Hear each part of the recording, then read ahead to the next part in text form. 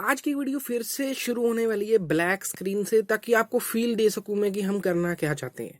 पिछली कुछ वीडियो से हम सब कुछ पढ़ रहे थे बिग डाटा के बारे में। बिग डाटा क्या है, उसके भाई के बारे में, बहन बाप बेटी सब के बारे में हमने पढ़ा कि बिग डाटा है क्या, क्यों, क्या, किस लिए, कैसे, सब कुछ हमने देखा बिग डाटा का क्या है। पर आपके दिमाग में उस टाइम ये सवाल भी आया होगा, हम देखो बिग डाटा क्या है।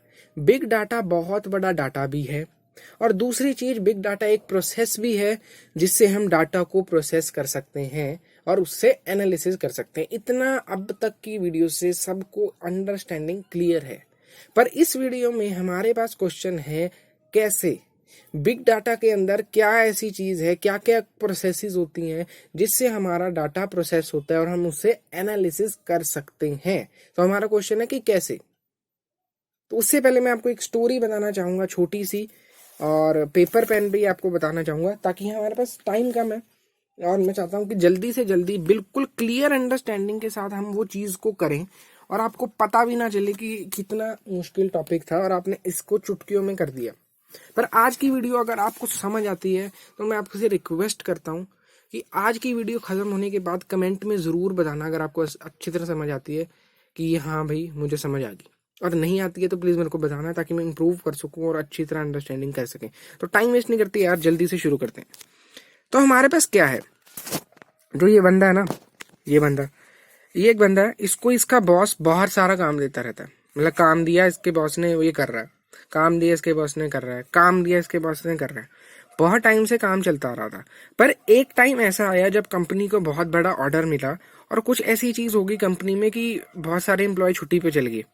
तो अब ये तो बॉस का, मतलब वो कहते हैं ना जो बॉस के साथ रहता है, या हाँ जी बॉस, समझ रहे होगे वो लाइन क्या कहना चाह रहा हूँ मैं। तो ये बॉस को मना कर नहीं सकता। तो इस बॉस इसके पास आया, तो इसके पास जितना पहले काम आता था उससे बहुत ज्यादा डबल काम आ गया, और उस दिन इसने हाथ खड़े कर दिए, भाई मैं नहीं कर सकता।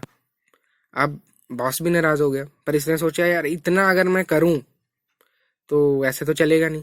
पहले क्या हो रहा था, काम आ रहा था डन, काम आ रहा था डन, पर अब भी इसने मना कर दिया तो बॉस भी नाराज हो गया। पर इसने स्कीम निकाल ली।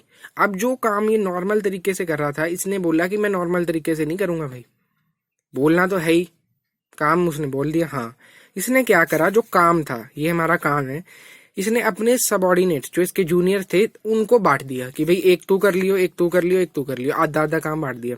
सबने अपना अपना काम करा, इसने वापस आखिरी में कंबाइन करके अपने बॉस को सबमिट कर दिया। इतनी सी इसने चीज थी और बॉस से इसको बड़ाई मिली, जल्दी टाइम भी जल्द कम टाइम में हमारा काम भी हो गया और काम भी अच्छी तरह हो गया, और जो बॉस को चाहिए था हमें वो में मिल गया। पर इस स्टोरी का हमारे बिग डाटा से क्या लेना देना है, अब इसको हम देखते हैं डाटा के फॉर्म में। पहले की जब बात थी, डाटा आ रहा था ये प्रोसेस कर रहा था, डाटा आ रहा था ये प्रोसेस कर रहा था, डाटा आ रहा था ये प्रोसेस कर रहा था। पर एक दिन ऐसा आया कि जब डाटा बिग डाटा बन गया, बहुत ज्यादा बड़ा डाटा, बहुत ज्यादा मात्रा में बड़ा डाटा आने लग गया, तो इसने हाथ खड़े कर दिए। पर फिर हमने देखा है यार इतना बड़ा हमारे पास डाटा आ रहा है, हम ऐसे तो कर नहीं सकते, काम तो करना ही पड़ेगा, जो डाटा आ रहा है उसको प्रोसेस तो करना ही पड़ेगा। तो इसने थोड़ा समझ के फिर अपना एक अलग तरीका निकाला कि अच्छा अब ऐसे नहीं हो रहा तो हम ऐसे कर सकते हैं, हम काम बांट दें, अलग अलग जगह पे अलग कर लें कि एक बंदे पे लोड ना पड़े, और वापस में उसको कंबाइन कर दें, हमारे पास रिजल्ट मिल जाएगा। तो यही चीज हो रही है प्रोसेसिंग बिग डाटा की। अगर बिग डाटा की हम कंटेक्स्ट में बात करें तो यहाँ पे जो इसने बांटा है ना, ये वर्क को 1 2 3 पार्ट्स में यहाँ पे डिवाइड करा, ग्रुप्स में आप कह सकते हो, या हम स्पेसिफिकली कहें बैचेस में। अगर हम अपने सब्जेक्ट की बेसिस पे देखें तो यहाँ पे उसने अपने काम को बैचेस में बांट दिया कि 1 बैच, 2 बैच, 3 बैच। तो इसको हम कहते हैं बैच प्रोसेसिंग। यहाँ डाटा आ रहा है, इसने बहुत ज्यादा बड़े डाटा को इस बंदे ने अलग अलग बैचेस में बांट दिया, हर एक बैच को अलग प्रोसेसिंग मिली, आपस में कंबाइन करा, आखिरी में हमें रिजल्ट मिल गया।